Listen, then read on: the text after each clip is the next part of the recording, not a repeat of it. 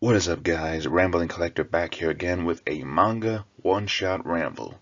And today I'm going to cover the manga Love on the Other Side by Nagabe. Now, let's get right to it.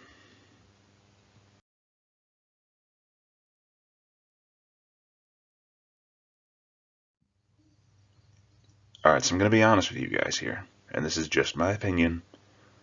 This manga was confusing, if I'm being completely honest. The story was nice, the art was also nice, just by the fact that, for one, it has a beautiful simplicity to it, with a nice contrast of darks and brights with just the whites and blacks. It has a nice little contrast, and it really helps to set the mood sometimes. But, to make the difference here, it's literally a compilation of different short stories. And while that was fascinating enough to grab my attention, at the same time, every single story left me feeling confused right by the ending. Like, you had me hooked at the start, but then you had some weird twist ending to it that I just couldn't really wrap my head around. But I think to clear this up, there's a couple of short stories that really stood out to me.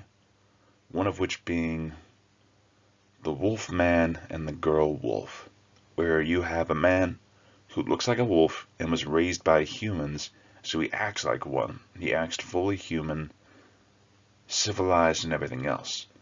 But he is raising a girl who was raised by wolves and teaching her how to be human. And at first I thought this was going to be like a father-daughter type of story, which would have been very wholesome as all get out, and would have honestly made my day and probably made me smile a lot. But here's where I got confused.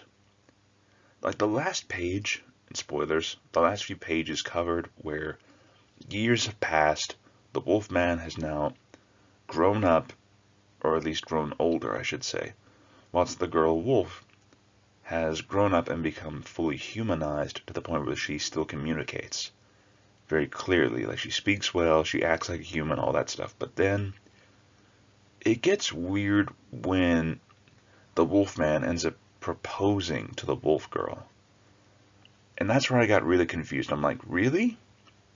You had a good setup for a father-daughter styled relationship where this Wolfman just raises a girl who was raised by wolves, and as such raises her to be human despite all the years of struggle. That would have made sense. But to have that sudden proposal, and then just having the girl just state, but we're already mates, aren't we? I'm like, where did this come from? That left me confused and honestly wondering, where did this come from? I'm honestly confused here. And just, I don't know. It started off sweet, was really sweet throughout, and then that whole marriage proposal thing just kind of threw me off. It confused me a lot. But, anyways, so moving on. Another short story that I think really stuck out to me was, if I remember correctly, it was, let me see here, The White King. Where you have a young boy who is ostracized by everyone in modern day society simply because he looks different. He is albino with very pale skin and is a very quiet boy. And he has this thing where he is isolated by everyone else to the point that his only friend is an albino lion in the local zoo. And the fact that they are all that they have, the fact that the boy looks at this lion as his idol, because the lion talks a lot about how he is considered a king among his kind. And he fills the boys' heads with all the stories of him taking down, say, a rival pride leader, or hunting an entire herd of wildebeests or whatever. But then we really see how miserable this boy is. The fact that everyone treats him like crap at school, and even his own aunt calls him creepy and quiet, like a ghost. And I'm just like, really? The only happiness this boy has is with this albino lion. To the point that I actually got a little bit concerned when he overheard a couple of zookeepers talking about how this lion was found near death, and because he was such a rare breed as a pure albino lion, he was found near death because no pride would accept him,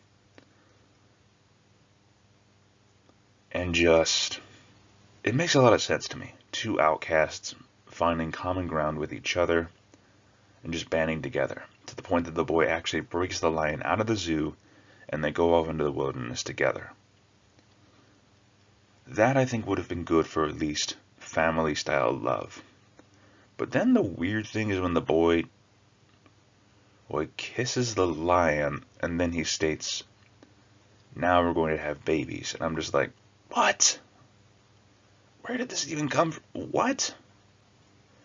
But see, that's a common thing I notice, is like these last minute twist endings, and I'm just like left scratching my head and wondering why. Like, it would have made sense to me to make them familial style love, like the wolf man raising the wolf girl, like a father-daughter relationship, and the love of a friend with the albino boy and the white lion. That would have made sense. But to have it come out of nowhere with like the proposal from the wolf man to the wolf girl, and the albino boy and the white lion talking about making babies, I'm like, what? So to be honest with you, interesting story, bad twist endings, but really good art at the same time. It is great in its simplicity with the art style. I'll give it that. Kudos to the artist for making this the way they did, for making it simple and yet also elegant with its contrasting of darks and brights. Really well done. I will give credit for that. But now, let's move on to the score, shall we? So, in the end, my overall score for this would be a 6 out of 10 for this manga. Simply put, for the good positives being great art, really well done stories, but just very bad twist endings. But also a good message of don't judge a book by its cover, which is plainly obvious. Never judge a person simply by just their outer looks. But anyways, you guys, if you're interested in checking out this manga for yourself, feel free. I won't judge you for it. And if you can make better sense of it than I can, kudos to you. But anyways, this is Rambling Collector signing off for now, and I hope you all have an awesome day. Thank you again for listening.